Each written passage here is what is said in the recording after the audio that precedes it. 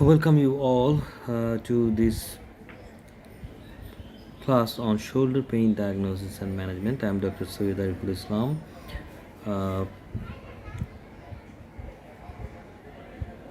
we'll try to know about the diagnosis of shoulder pain and brief management.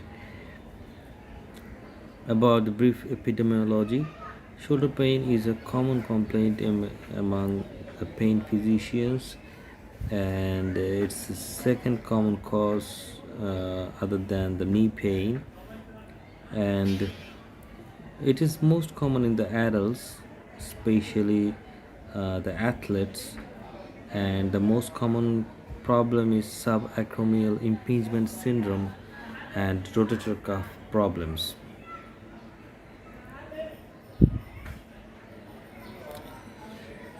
Uh, Anatomy of the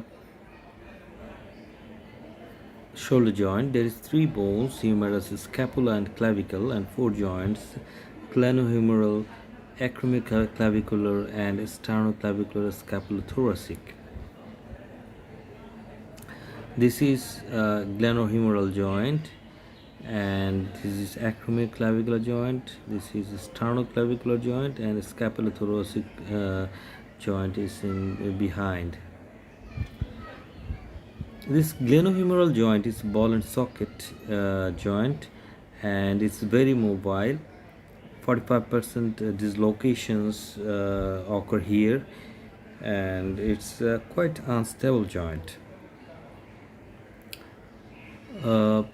This stability of the glenohumeral joint is maintained by joint conformity, glenoid labrum, joint capsule, ligaments, and bony restraints.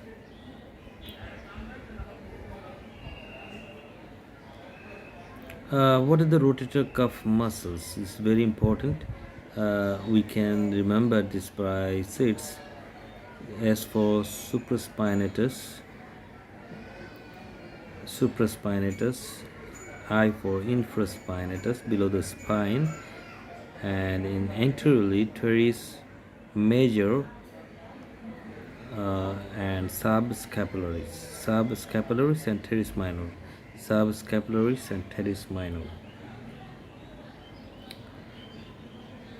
So the supraspinatus causes abduction, infraspinatus and teres minor causes the external rotation, and subscapularis causes internal rotation. This is very important. There is two bursa: subacromial subdeltoid bursa, SSD bursa, and subscapular bursa.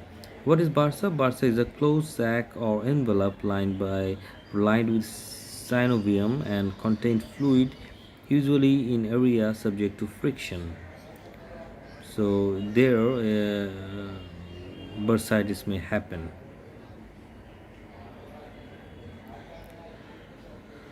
What are the red flags of shoulder pain? Trauma, tumor, infection, acute rotator cuff tear, unreduced dislocation, unexplained significant sensory and motor deficit, referred pain from, for example, myocardial infarction. What are the traumatic causes? Traumatic cause may be fractured clavicle, fractured humerus, glenohumeral dislocation, labral tear, acromioclavicular ligament sprain. So in these cases, we can do an X-ray and rule out.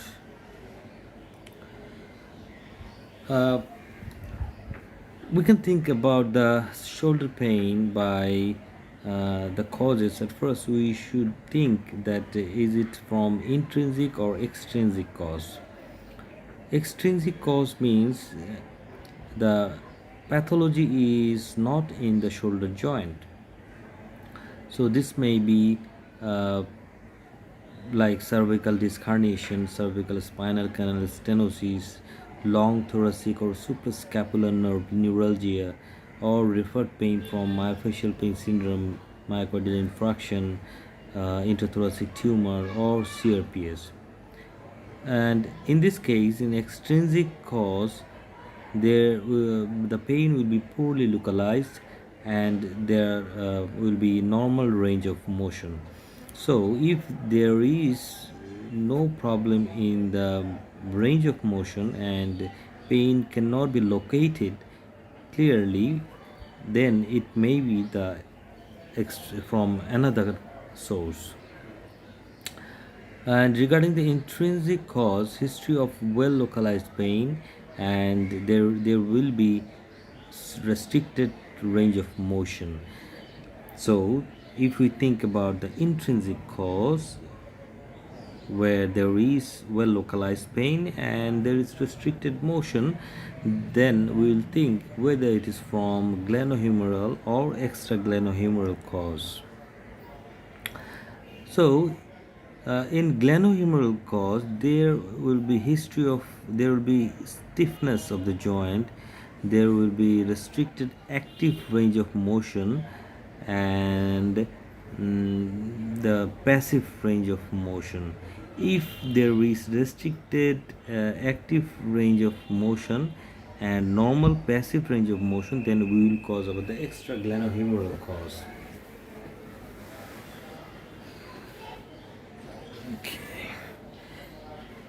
So what are the glenohumeral cause? Rotator cuff tendinopathy or tear, subacromial bursitis, and glenohumeral arthritis, glenohumeral instability, and adhesive capsulitis.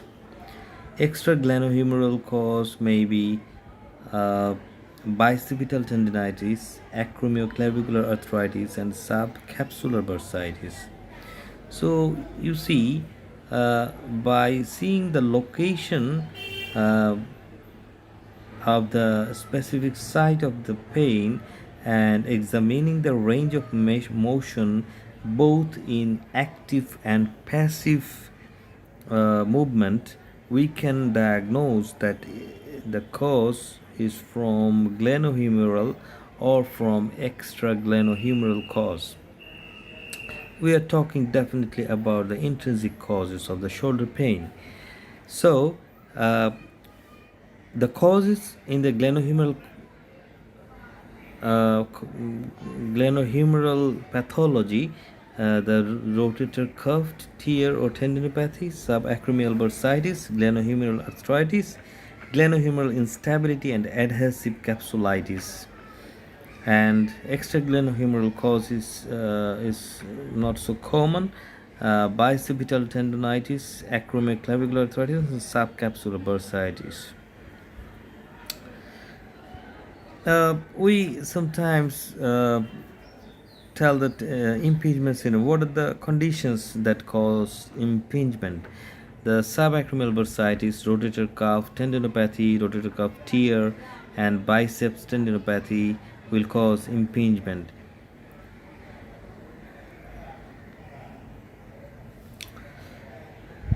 And there may be joint pathology like rheumatoid arthritis, gout, SLE, septic arthritis, etc. There may be avascular necrosis of the head of the humerus and other bony pathology, including malignancy. There may be fractures, there may be myofascial pain syndrome, there may be instability, there may be osteoarthritis, and there also may be referred pain from neck, cardiac, or other GI cause. So clinical history is very important about the location, onset, duration, character, aggravating factor, and elevating factor. Impact on the function of the joint. Is there any nocturnal pain or sleeping on affected site? And we'll also have to know about other joint involvement and possible source of radiation. Is there any night pain, weakness, deformity, instability, locking, clicking, clunking? If there is any history of injury, we will have to know about the mechanism of injury, and is that acute or chronic, and this trauma may be caused by overuse, sport, or occupational hazard. Age is very important in diagnosis of the shoulder pain, and sex also. You know that osteoarthritis is more common in women than men, and the sportsmen are more prone to trauma, and it's rare in the sedentary persons. The past history of tuberculosis, trauma, diabetes also is very important. Regarding the diagnosis of the tuberculosis, gout, rheumatism, and diabetes mellitus in the family is very important. And we will have to also know about the previous treatment history. So, what are the sites where from the shoulder pain can be referred from? The cervical spine, especially the disc disease, and myofascial trigger points, apical lung tumor, myocardial infarction, spleen injury, gallbladder disease, and carpal tunnel syndrome. So, after taking a proper history, we will go for physical examination, which is the most crucial part of the shoulder joint, and this is sometimes very cumbersome to remember and do and diagnose. So, uh, repeated reading and repeated practicing is required to master this art. Regarding the physical examination, we will have to observe first both in the affected and not affected site for any swelling, deformity, wasting, or scars, and we have to palpate the area. I will talk later on how to palpate and feel the tenderness, swelling, and deformity. We have to test the range of motion both in active and passive movement, muscle strength, and there is some special tests to diagnose the shoulder pathology. On observation, we have to look from the front, from the back, and from the side. Uh, Height of the shoulders bilaterally, we have to look, and the swelling, deformity, and symmetry of the shoulder, color changes. Is there any muscle atrophy?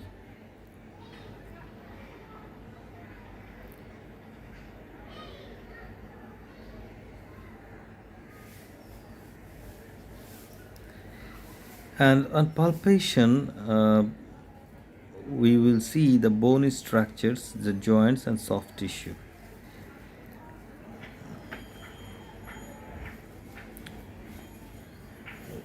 We will see the scapular spine, acromion process, supraspinatus, infraspinatus, deltoid, trapezius, scapula, and inferior angle or medial border of the scapula.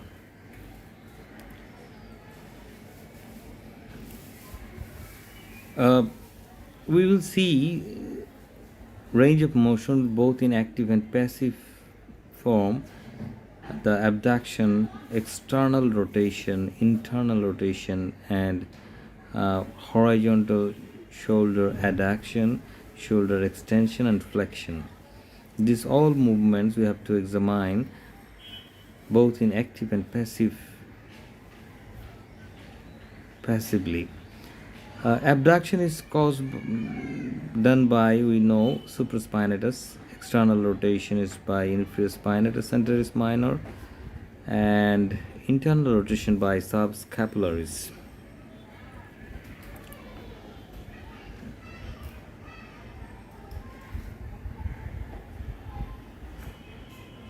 So showing the abduction and adduction. You see in the picture on the right side that when the abduction, positive test result in shoulder pain between 60 to 120 degrees in subacromial or rotator cuff disorders. So between the 60 to 120 degree there is pain. Before that and after that there is no pain.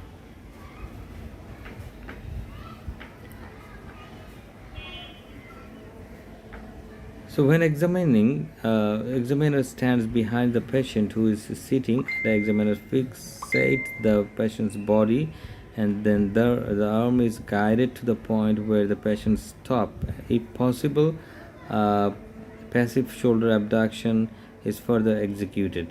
The abduction is executed in the frontal plane, and the spontaneous external rotation of the humerus will occur between 145 to 180 degree abduction of the arm.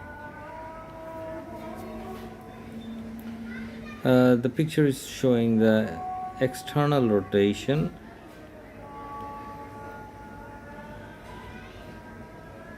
This is adduction of the shoulder joint. So on the basis of these three tests, abduction, adduction, external rotation and internal rotation, if there is any limited range of motion, we will think about the rotator cuff syndrome, acromioclavicular arthropathy, glenohumeral arthropathy, or degenerative disease of subacromial space. And if there is painful arc or range of motion, but there is no restriction of range of movement, there may be impingement or subacromial bursitis. And if there is no painful arc and no limited movement, pain may be from the outside the shoulder. So this is very important. If there is pain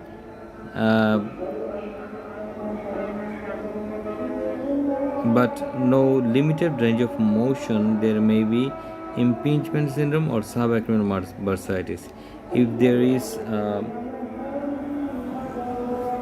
limited range of motion, there also may be rotator cuff syndrome or glenohumeral arthropathy or acromioclavicular joint arthropathy or degeneration. Strength test is also very important.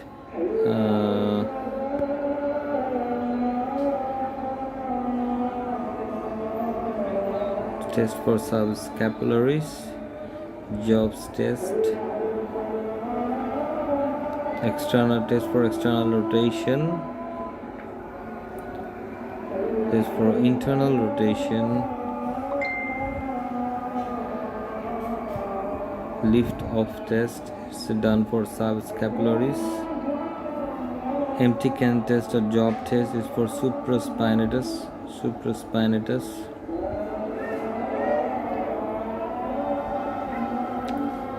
Special test for impingement is the Needs or Hawkins test, and biceps or labrum, speed or Yergans or O'Brien's or labral crank, and stability test for apprehension, relocation or sulcus test, rotator cuff, drop arm test, or external rotation lag test.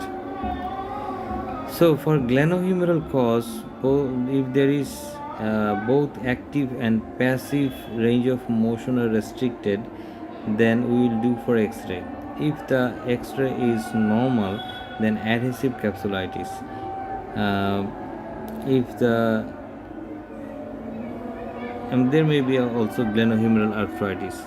If there is restricted active range of motion but normal or restricted passive range of motion, we will do for Needs test or Hawkins test. For impingement, if impingement test for muscle strength and drop arm test positive, there may be pain decreases but weakness persists after injection. There may be rotator cuff tears. You have to do ultrasound or MRI.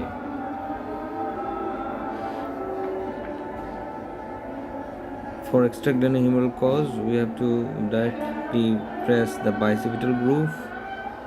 Speed or Jagron's test, there may be bicipital tendinitis, and there may be acromioclavicular pathology. Subacromial impingement syndrome, there may be subacromial bursitis, rotator cuff tendinopathy, or bicipital tendinitis.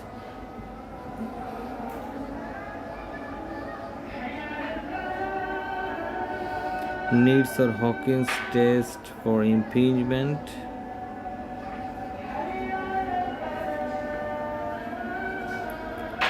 Knee sign, arms is fully pronated, placed on the forced flexion, trying to impinge subarachnoid structures with humeral head. Pain is positive test. Hawkins test, arm is forward elevated to 90 degree, then forcibly internally rotated and trying to impinge the subacromial structures with humeral head. Pain is positive test. Rotator cuff tear, partial thickness tear, full thickness tear may be due to impingement, degeneration, overuse or trauma. Partial tears, conservative, complete tear surgery. Rotator cuff tear, drop arm test.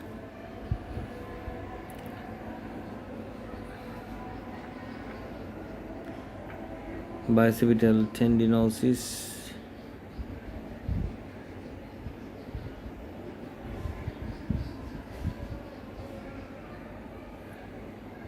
Speed test or Jagron's test for bicipital tendinosis.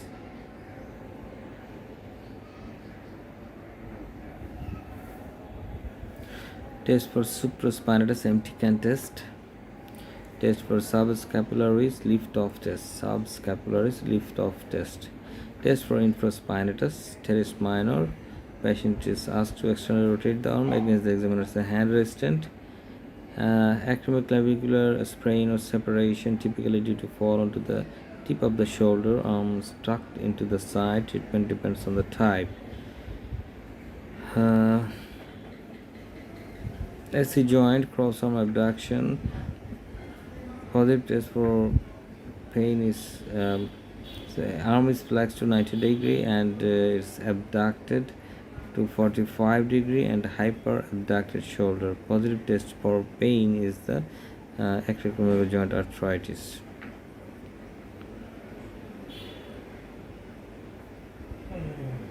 There is some test for instability too. I'm not going to the details.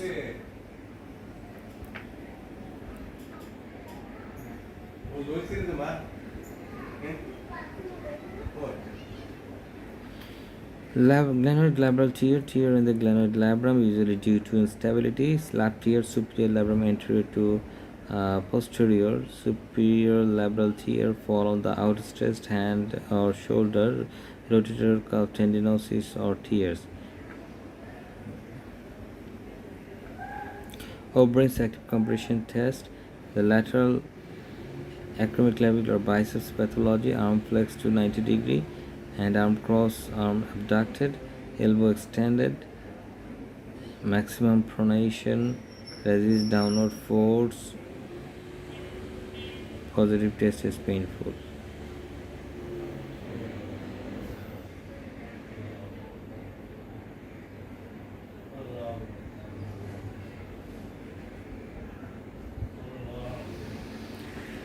Adhesive capsular frozen shoulder is an idiopathic disease with two characteristic features: pain and contracture of the joint capsule. It has three clinical phases: painful phase for 2 to 9 months, and then adhesive phase for 3 to 9 months, and thawing or regressive phase in 12 to 24 months. Only 10% patients have significant residual functional limitation.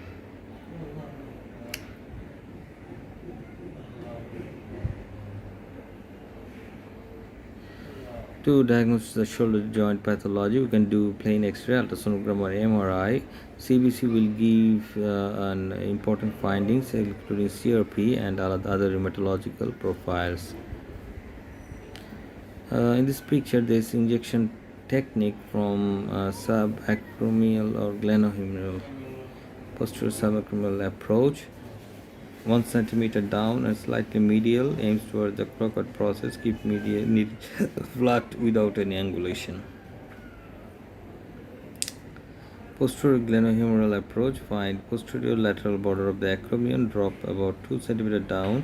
Needle should be between the border of the scapula and humeral head. Aim towards the coracoid. Keep needle flat without any angulation. Thank you all.